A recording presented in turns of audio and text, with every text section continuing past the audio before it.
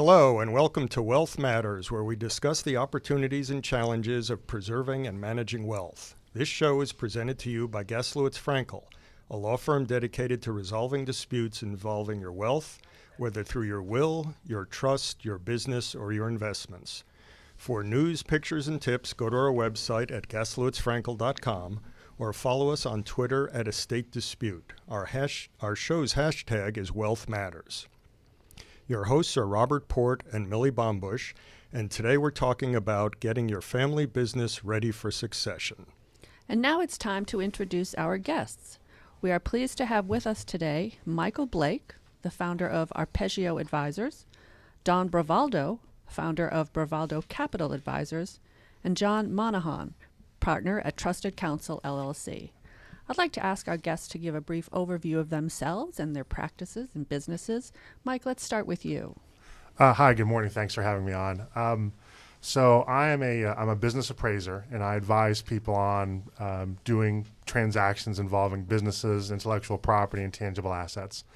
I'm a recovering venture capitalist and investment banker. I discovered I'm not good at it, but Don is. And so I often work with people like Don and John to help people understand what stuff is worth so that they can make good financial decisions. Don, what about you? Tell us a bit about your business. Don Bravaldo, president of Bravado Capital Advisors. I am a reformed CPA with 6 years of public accounting experience, which opened the door and led me to corporate M&A, where I fell in love with chasing a deal. Have been at that for nearly 16 plus years advising privately held business owners.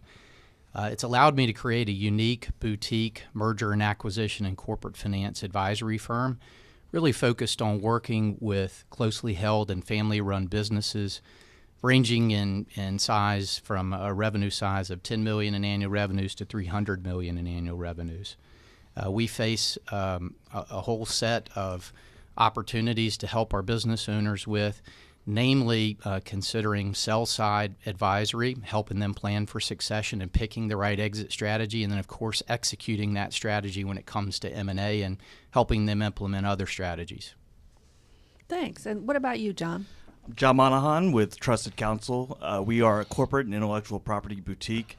We focus a lot on corporate and transactional work. For most people, that means just business contracts, investments, mergers and acquisitions. I think one place where we really help businesses is on the ongoing process of keeping their business going, which is the day-to-day operations, executive contracts, commercialization agreements. Then we often help them take an investment, and then, of course, when the time is right, we help them either do a succession plan or maybe an exit or sale. Okay. Thank you. As we were preparing for this show, we thought that there might be, generally speaking, two broad categories of family business succession issues. One would be where the next generation assumes control, and the other one could be that there is no appropriate family entity or family person to assume control, so the business then needs to be sold to a third party. So let me maybe first start with you, Don, and ask whether, in terms of those scenarios, when you are looking at opportunities to assist either buyer or seller with respect to family business issues, what kind of scenarios and situations do you see which, in greater detail for our listeners, present those opportunities for family businesses? Well, in terms of succession opportunities, you mean? From that perspective, we really look at either internal sale options or external sale options. And we see a fair number of both of those. When it comes to internal, it's certainly usually going to be that family-run business. And oftentimes, it's a first, second, or third generation that really has an interest in seeing that business continue on, but they want some professional help to make that happen. Whether it's structuring that transaction to make it tax efficient, or helping them assess whether that next generation is even capable of doing it. And probably most importantly, with our involvement, it has a lot to do with, I'd like to see that next generation get the business, but I kind of need some money to retire on. So how can you help me with that process? And I think everyone at this table is involved in doing that efficiently. And then, of course, there'll be some family businesses that decide for various reasons, like the kids just aren't interested in continuing the business, that it may be appropriate to exit through M&A. And that's where our involvement really steps up as well. A lot of different ways to sell a business to the outside world. But we come across so many different situations, it's really hard to just point out one that is unique. One of the things I've learned doing this kind of work and in other contexts is that I'll say the probability of a family business working its way through a number of generations, from the founder, if you will, to their direct descendants to then a third generation is very rare. John, what experience have you had with that, and what's your take on whether it is possible that a business that, granddad or great-granddad started, 100 years ago actually is still in the family? Right. I think it's definitely possible. Not always likely. Right. I guess first you have to have good genes. But, as Don pointed out, every situation is different. And it's really about finding whether the second or third generation, whether you can find that person who's interested in taking it over. We find that likely you might have several members, and there's one that really sticks out. The other people, perhaps, they don't have the interest, and they're, you got to gauge whether, I guess, what their participation in the business is going to be, and then also what the transfer down from, I guess, the primary business owner who started it is, and what the ownership of people down the line is going to be. Sometimes they want family members to have some sort of ownership, even though they're not active participants. Other times, the person who's going to be most active in the business is going to become the person who takes over the ownership. So it really depends, and I think the key is to talk to the business owner and get a feel for who do they trust, who do they think deserves the benefits, and what their plan is. And that's something that we get a gauge for, but it obviously changes over time as well, as it should, and should be revisited from time to time. In our litigation practice, of course, we see a lot of family disputes. And with family business succession, I can imagine a big disconnect may occur between the perception of the business owner, whether he or she thinks the kids are ready to assume control, maybe does or does not. And also I can envision times where kids think they are ready to take over, and maybe they're not. So have you had any experience with this, Mike? And how do you advise the families at either end when you think that there's a miscommunication or maybe misapprehension about readiness for succession? Yeah, this is a funny part of the family business succession area. And for those of us that are in finance in particular, we don't grow up thinking we're going to become therapists. But when you get into a family business succession issue and real money's on the table, right, very quickly a 30-year-old business can turn into an episode of The Young and the Restless very quickly, right? And we find ourselves in a role that, frankly, we're not all that comfortable with. I didn't grow up idolizing Counselor Troy on Star Trek, right? That's not the role I thought I was going to play. But when you're in that scenario, the soft skills of diplomacy and negotiating and trying to get all the sides to go in the same direction if that's in their best interest, and it may not be, right? But the finance almost takes a back seat because you've got to settle the emotional and mental part first, or the finance is just an academic discussion. I've never seen an Excel spreadsheet buy or sell a business. So when you're faced with a situation like that, any of you, do you advise, as you say, you're dealing with the numbers and the valuation and how the deal should be structured, but do any of you have other professionals that you might suggest the family see to say, you want to leave this business to, Joe Jr., but he's incapable, as politely as you can say, he's incapable of doing it. In your own mind, you may envision 2 years, 5 years down the road, he'll blow up the business. How do you, as genteelly as possible, convey that so maybe you can sort of push things in a little better direction for your clients? I'll start out on that one, I guess. I mean, certainly it involves building trust, with the client, and usually it's the founder or the family member that's in control of the business to start with, and really gaining their trust and then sharing your insights that, look, we are experts in our field. This is what we do, but we're pretty quick to pick up on that next generation isn't really ready yet to manage the business. And we're not capable of providing an MBA overnight to them. Here is a list of qualified professionals that we've worked with in the past that can spend, a couple of years doing business coaching, for example. And you ask what type of professional we would call in. It would generally be a very qualified business coach that deals often with these family succession issues. That's an engagement that could last several years, and ultimately they may, at the end of it, realize that family member is just not going to be ready to take over the business. And you mentioned one thing which I think is very true, which is a lot of this stuff cannot happen overnight. There's a long learning curve, and John, as an attorney, I'm confident that your hope would be that the client has retained you for a significant period of time before this event. So you've gotten their corporate structure right, their documents right, because oftentimes what we see in the litigation context is a business run by the founder, perhaps in a very authoritarian way. There's no shareholder agreements, even though he may have given shares to family members. The bylaws were last done in 1953. Right.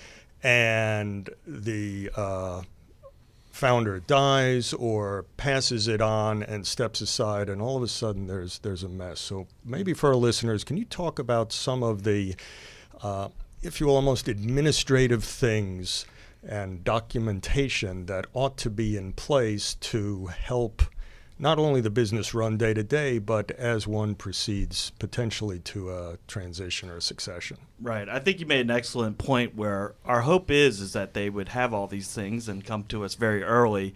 That's rarely the situation, all the time, because a lot of times business owners are very busy building their business, as you all know, and also some of these conversations are quite uncomfortable, so they, quite frankly, put them off so that they don't have to address them.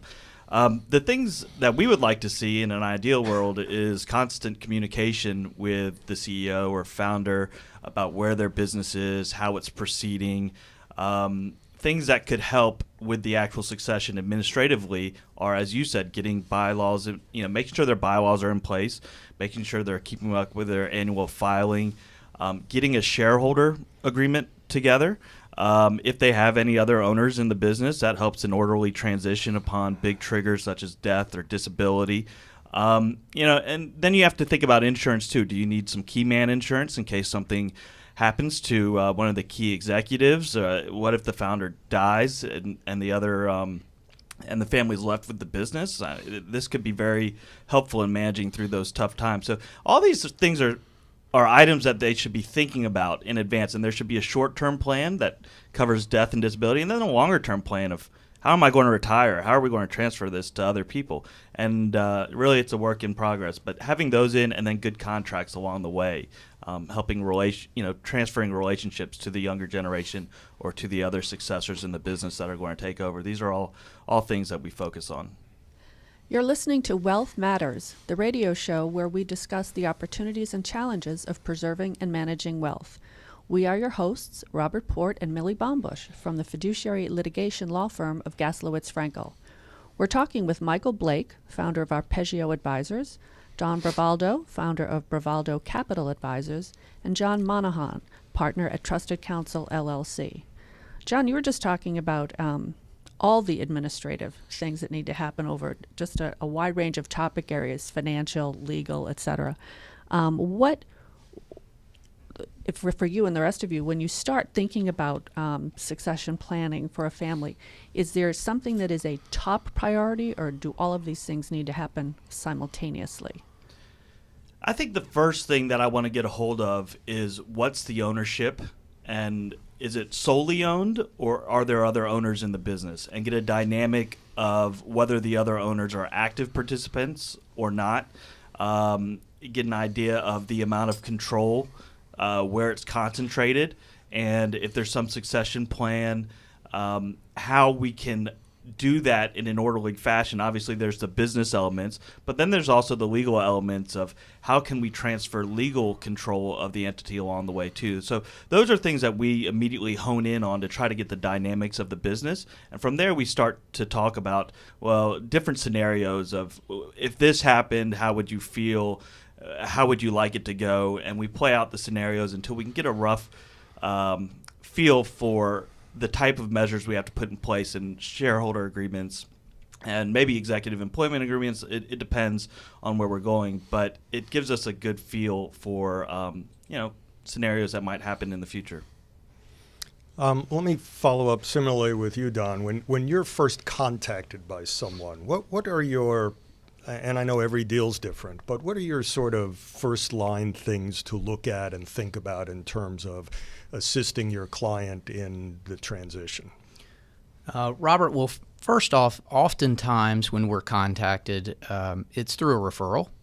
Someone such as yourself has a longtime client, so they've already got some insight into the business, and they've gotten to know that founder CEO pretty well, and they've got an okay picture of maybe the possibilities that they would consider an exit. So we're usually not walking in cold to those situations, but we do make it a point to have them understand all of the different options that are on the table. Again, internal or external, and then we break those down for them. ESOP, management buyout, intergenerational transfer on the internal side, external third-party sale, private equity, minority, majority, or an industry buyer. And, we really do a study with them. Some of the first things that we want to do, again, being technicians in a lot of instances, but also trusted counsel and oftentimes therapist, we try and understand the business. That's the fundamental piece that really is going to allow us to make and give advice and options to the owner. So we'd call it just a mini analysis of where the business is today. Oftentimes, these closely held family-run businesses have been operated as lifestyle businesses for 20, 30 years or the life of the business.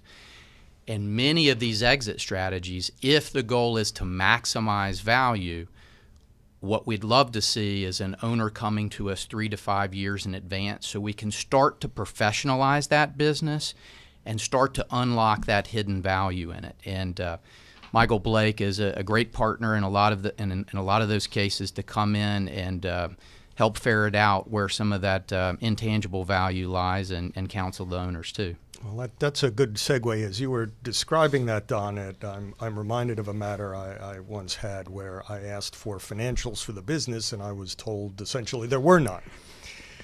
Which, of course, I found hard to believe, but, it wasn't a family-run business, but a very small business. So I'm sure the IRS liked that answer as well. Well, there were tax returns, but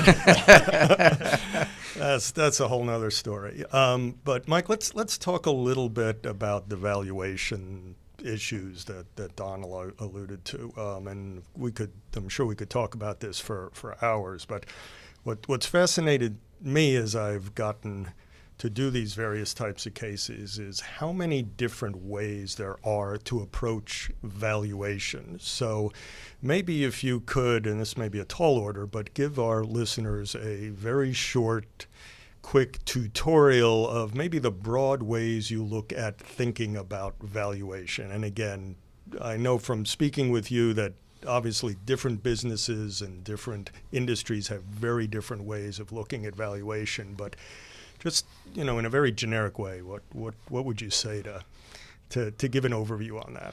Well, you also know, having spoken with me, that short answers are not something I do well, but I will do my best. And as that question was coming out, I was thinking to myself, sometimes short questions are not my forte either. So it's funny. I actually gave a speech at the Georgia bar last week for their seminar on startup valuation, and I asked, how many of you basically see guys like me as a walking magic 8-ball? And pretty much everybody raised their hand. The other two people, I think, were playing words with friends, but had they been paying attention, they would have raised their hands also.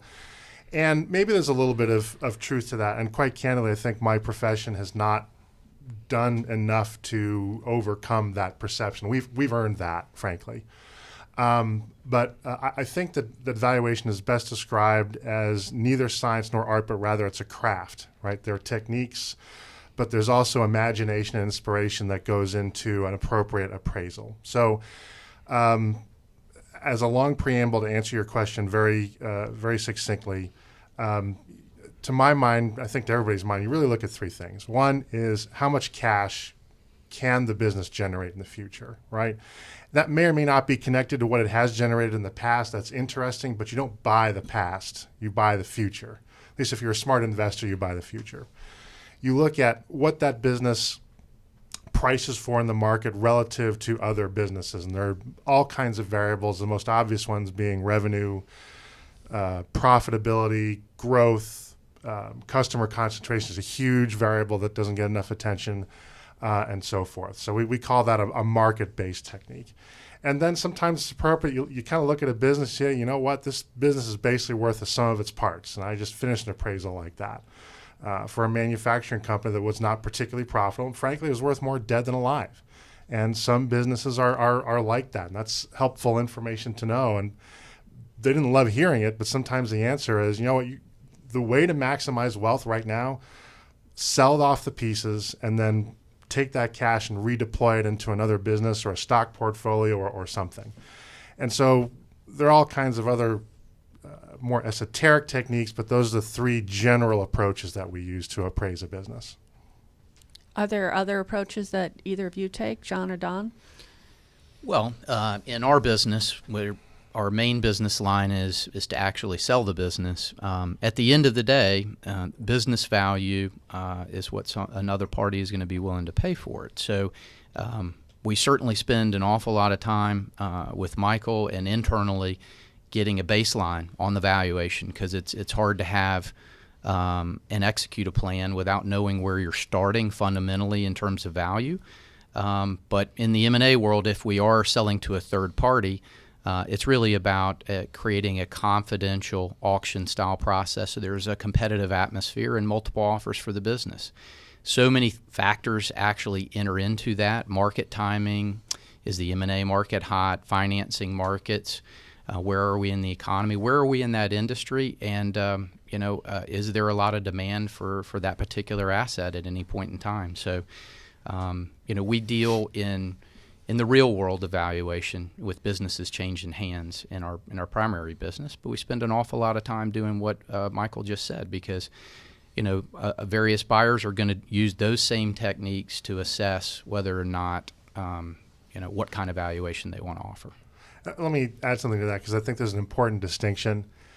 My world is about trying to figure out what is called, quote, fair value, and we can have a whole roundtable discussion on what fair means. Don's job is to get unfair value. I mean, really, if all you want is fair value, right? That's not nearly as hard or challenging a thing to do. Is to get, if you're selling, right? I want to get unfair value, because businesses buy and sell sort of around a bell curve, right? Some sell for below the median, some sell for above the median, and if you're on the sell side, you're hiring Don to sell above the median. In fact, I just read something this morning. Companies that have an investment banker engaged tend to sell for 20% more than businesses that don't. Well, Don will now be using that in his Absolutely. marketing materials. There you go. I'm buying you lunch after this. I'll send it to you. But that's an important distinction, because although we speak dialects of the same language, and there is overlap, in a way what we're trying to accomplish is a little bit different. Don is trying to get his client advantage in the marketplace, and my job is to kind of be a referee. And those are both important roles, but they're a little bit different. John, what's your role? Well, my role is a little bit different. It's usually to call Don or Mike. So we thank you for it. Yes, we do. We don't get ourselves involved in the valuation too much, except there is a little bit of a valuation aspect. When we set up a company, we do normally have an operating agreement or a shareholder agreement, and there's usually buy-sell triggers in there. And this is, when there's a sale within the company, obviously if we're going to sell it externally, we seek evaluation from outside parties.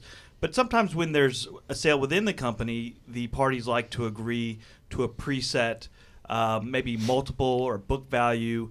And I don't actually prefer that, because I think that you're setting the business up at a very early stage, and you can't really see 15, 20 years into the future when this, when there's going to be an exit scenario, and whether that's going to accurately reflect what the business is worth. I tend to like to put in our agreements that they will have it set at fair market value, and that they will either agree to it at that time or get an outside appraisal. But I think trying to set some sort of formulaic approach in the actual legal documents tends to be an issue, which when they look at it later causes a little bit of friction.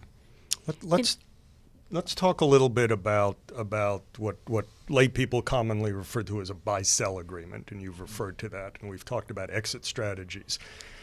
We often see in family businesses where the business is left in equal parts to 2 children, to 3 children, with no buy-sell, no exit strategy, and they get into loggerheads. And the only way to resolve that is, if it can't be done consensually, unfortunately the litigators come in, and there's provisions in the law for what's called a dissolution suit. If people can't agree, the exit is provided by law, which is dissolve the company, call one or all 3 of you, and essentially sell it off. So talk a little bit, John and either Mike and or Don, about how important it is to think forward about an exit strategy, even though you think your children are going to get along swimmingly for the rest of their lives and everything will be,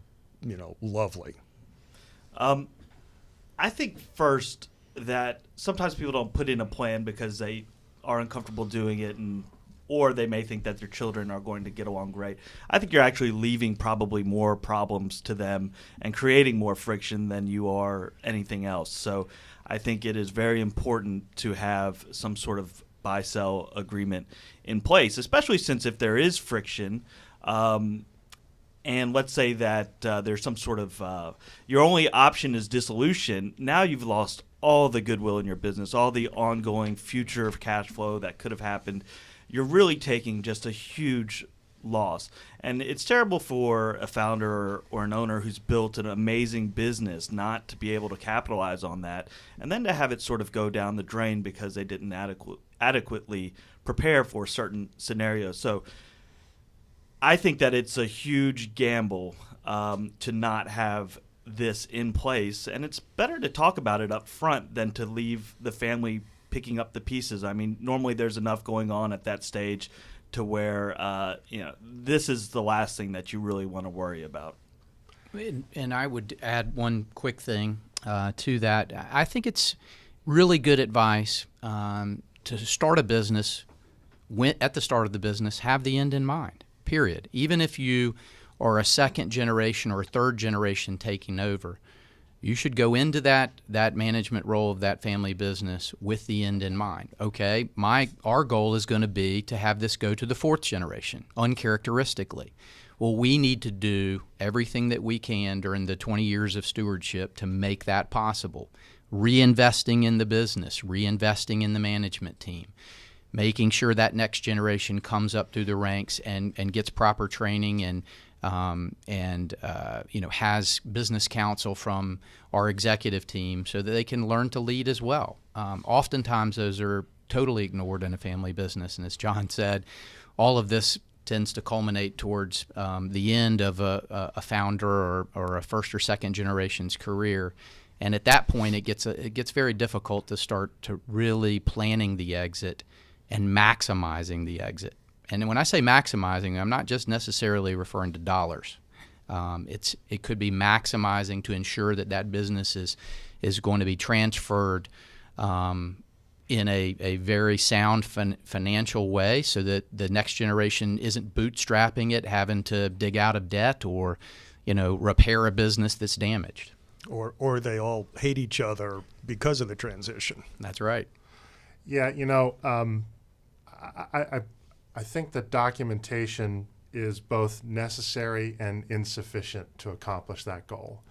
Right? The documentation is fine, but if you haven't looked at it since the Nixon administration, you sort of forget what that is. And I don't do a ton of litigation, but I do a little bit. And the common thread I've seen in litigation in business disputes is an unpleasant surprise. And even if you have documentation in place, like a buy-sell agreement, an unpleasant surprise on, say, an appraisal that was done entirely the way the buy-sell agreement said it should have been done, that's going to get to litigation at some point, right? At the end of the day, to do litigation, you need two things. You need a lawyer willing to take the case, you need a judge willing to hear it. And that's not an overly high threshold. And so the documentation is great, but if you wind up in litigation, even if you win, right, have you really won? I'm not sure that you have, especially in a family context. It makes for a lawsuit makes for very awkward Thanksgiving conversations. Except in my house. Oh, there you go. Except in your house, right? And so the communicating what you're trying to do and kind of going back and looking at those agreements, do they still make sense, and reminding the next, hey, this is what we're planning to do. This is what you signed up for. Are you still good with it? Do economic conditions make sense? Do family conditions still make sense in that context? Rather than looking at these agreements like it's a time capsule, okay, 30 years have gone by, we're going to dig it up, let's see what's inside. Poof, negative surprise, and your document is not going to accomplish what you thought it was going to. Let's talk a little bit maybe specifically for our listeners who have family businesses, because you've all said we need to plan and think ahead as to what's going to happen with the next generation and maybe a generation after that. What are some options in a typical scenario when the founder has, say, 3 kids, one of them has been working in the business and is interested, one of them wants to be part of the business and maybe has no experience, and the other one wants nothing to do with it but wants to be compensated and have his or her fair share. So what are some of the things that our listeners can be thinking about as options before they, consult with a business consultant or their lawyers? What are some options that could possibly be on the table for dealing with those types of scenarios? Well, I think the first thing to recognize, you have 3 problems to solve there in that particular scenario. You have one individual ready to take over the business. Their needs are one set of needs.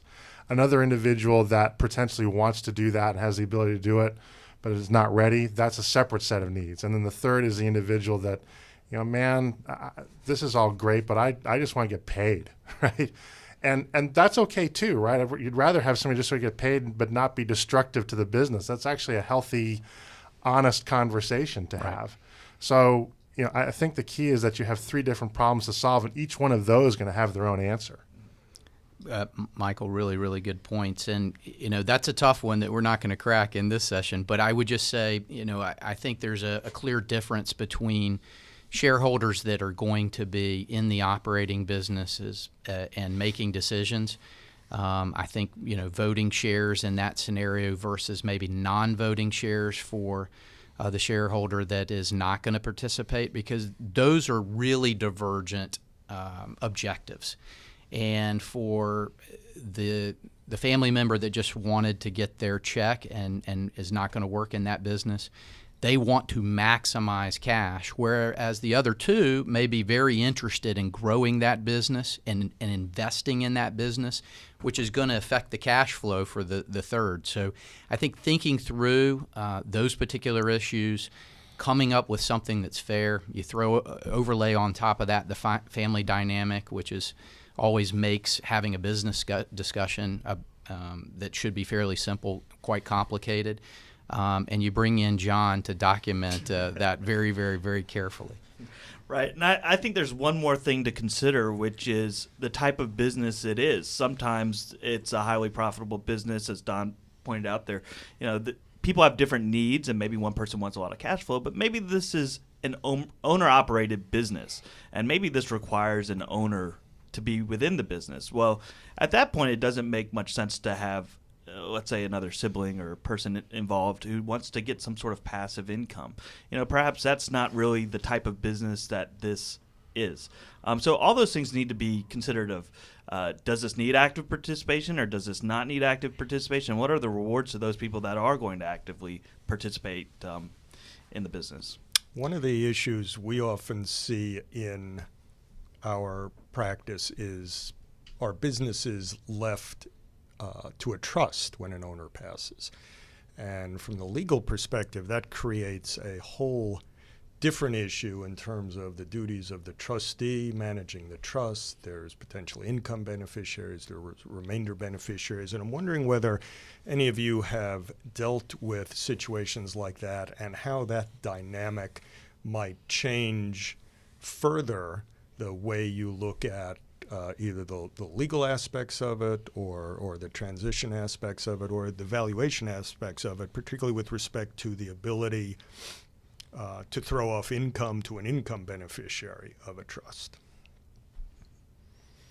Silence. Yeah. Well, in my world, that's the bread and butter of what a lot of us do, right? That's the compliance side about transferring assets in between various entities, and the IRS is saber rattling again that they're going to make those discounts go away like they do every 8 years or so. But from a value perspective, at the end of the day, the business itself is worth what the business is worth, but is the trust now making it harder, or is there no longer a realistic option to sell it? And that does impact the succession dynamic, right? The succession dynamic takes one direction if there's a realistic opportunity to sell the business. For example, the case we were talking about before, you have one person that has a passive income. It's hard to sell a business when that business is generating passive income. How are you going to replace that with some similar asset? And so the business itself becomes, in effect, less marketable from the seller's perspective. So when you put something in a trust like that, you are setting your family down a path where they're at least going to be heavily skewed towards succession. So you kind of better be sure when you're going to do that. Don Bravaldo, and as an M&A advisor and corporate finance advisor, typically our interaction with trust is maybe on the front end planning side with a closely held family-run business. From an estate planning standpoint, if we get introduced early enough, we're going to recommend that they get partnered up with a really good estate planning attorney. Nothing wrong with planning that effectively and managing to transfer that business tax efficiently. So the fact that you could do a family limited partnership at least for a couple more months and mitigate some of that estate planning tax, as Michael referred to, the IRS is relooking at a lot of those scenarios and strategies. The other way we may encounter trust, and I have over the 16 years encountered a few times where there is a trustee, and for various reasons that the trustee has decided that they want to liquidate the business that's held in trust. For us, actually, that makes it easier, right? I mean, there's not a whole family dynamic. There's not an owner-founder that can wait 6 months while we run an M&A process and then suddenly look in the mirror and change their minds at the 11th hour that they don't want to sell their baby now. So it actually makes it a much easier process, provided that there's a good asset in the trust to sell. And for us, we're usually involved in the front end. It's more of an estate planning attorney's issue as far as transferring it into the trust, but certainly we're involved. Our experience is we don't see as many true operating companies that are looking to exit that actually are going, let's say they have a 5-year plan to sell, start to do that transfer. As Mike pointed out, if you go down that road, it's generally leading towards succession and other interests rather than perhaps a big exit to a strategic or other acquirer. I am sure that you all have war stories, your favorite examples of of businesses where things have just completely gone awry in the succession process. And of course, you have saved that. I know we've had plenty of disputes about businesses where in estate planning, the founder has passed away and we find out the taxes haven't been paid for years. Payroll taxes, federal taxes, workers aren't documented. And there's maybe something in the minutes about giving a 25% interest to a son, but there are no corporate documents reflecting that except something that says it's the minutes of the company. So what are your favorite war stories? Is there one that you rely on and you say, this is the bad example of what not to do? Well, I don't know if this is a result of an example of what, well, it probably is. This is my absolute most favorite business valuation cocktail party story. Okay. And it's going to ring familiar to somebody in this room. I don't want to say more than that because I don't want to violate confidentiality. But I was given an assignment to appraise a business that was in the light manufacturing area that had not filed a federal tax return since 1982 and had kept their entire financial records in on a cash and receipt shoebox basis. So in effect, no financials. The owner of the business is severely injured, later dies in a shop accident. And this is an individual who had two families at some point. I'm not simultaneous, I wasn't polygamous, but had a prior family through a prior marriage and then a current family through the current marriage. The son from one of those marriages was involved in the business, but you can imagine if they'd never filed a federal tax return, right? They had no legal. When I did the site visit, I made sure not to show up in a suit, right? Because otherwise there are going to be 50 people fleeing the scene. We're all paid in gift cards, basically. And the only financial record of substance is that there was a $250,000 note to a guy named Nick. So we're not from New York. Yeah, exactly. So we had to try to kind of piece together financial documents. And I come back, and they wanted to know what the fair value of the business was because that's kind of what the law says you're supposed to do. I come back, and I do all this analysis. I mean, it's really a Da Vinci evaluation when you think about it. And I come back, and I say, you know what? The value of this business is zero, right? Who on earth is going to buy a business with an unknown civil and potentially criminal liability for all kinds of immigration violations, labor violations, tax evasion, and so forth? And the attorney actually kind of chuckles, okay, I get it. So we wound up changing the standard of value to something called investment value, which you very rarely see. But investment value is the value to the owner, right? And so now we have what's the value to the current ownership? And there's an interesting game of chicken taking place because the people everybody in this family, in both families, want to get paid. And they're all basically saying, if we don't get what we want in this deal, our next phone call is to the local IRS office. We're going to blow the whistle, and we're just going to blow the whole gosh darn thing up. And so that was the interesting dynamic. So I came back with a number of investment value, and I think eventually that wound up resolving itself. But that was my most interesting family business succession story. And I just love the note to the guy named Nick.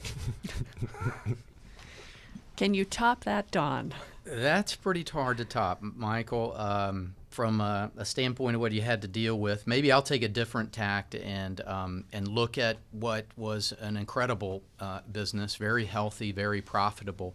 But there was an underlying flaw, and this goes back probably 5 or 6 years ago. But we started working with a really interesting business in the environmental services field. They had grown and developed some proprietary techniques and technology that allowed them to go into some pretty hazardous waste sites and reclaim them. They were called on numerous occasions to work for the federal government. They were involved on some really high-level and even confidential projects at some point in their business history. They were really the Ghostbusters of their industry. When there was a problem too big for others or too technically challenging to solve, they would be called in. And the owner-founder was a real genius, pleasure to work for, and had an amazing company. But he got interested in a new piece of technology that he developed, which was equally as exciting and promising. And what he wanted to do was sell this business and devote his time to a new opportunity. Nothing wrong with any of that. Well, we started to take a look at this business, and while we found that they had an incredible set of employees, and, brilliant technicians, there wasn't a lot of high-level management expertise other than that owner-founder. And we came back to him and said, look, we think there's going to be a serious problem here because one of the huge caveats when he hired us was, I want to sell this and I want an immediate exit from the business, which isn't something that we do hear that pretty often. But the reality is buyers are usually going to want that owner-founder to stay on for a reasonable period of time. So we did our thing. We worked on it 6 months. We got multiple offers from the industry, some pretty incredible offers from the industry, but every one of them had clauses that required him to stay around for 3 to 5 years.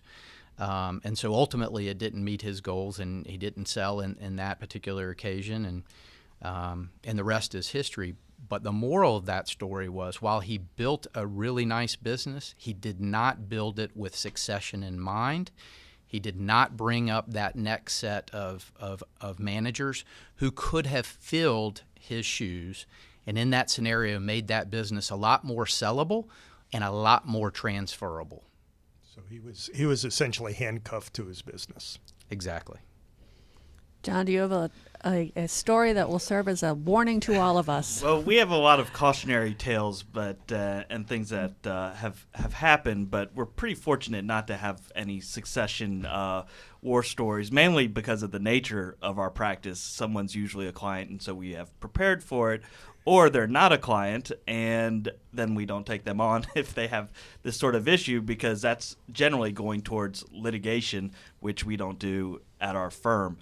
Something that we do see a lot of, though, is actually divorce among couples, which isn't necessarily a succession issue, but does create a lot of problems within a business, especially when a husband or a wife then takes sole control of the business, and perhaps the other party who is left is now starting a very almost identical business to the one that they just had. So those are more common issues, or we see a lot of issues which are generally ongoing operating businesses who have unrelated members who steal intellectual property and go and start new businesses. Those are generally more of the ongoing prior to succession issues that we see. We are close to ending our show, and I'd like to ask each of you in succession to give our listeners your contact information, website, social media, and any other information you'd like our listeners to know about you. First, Michael?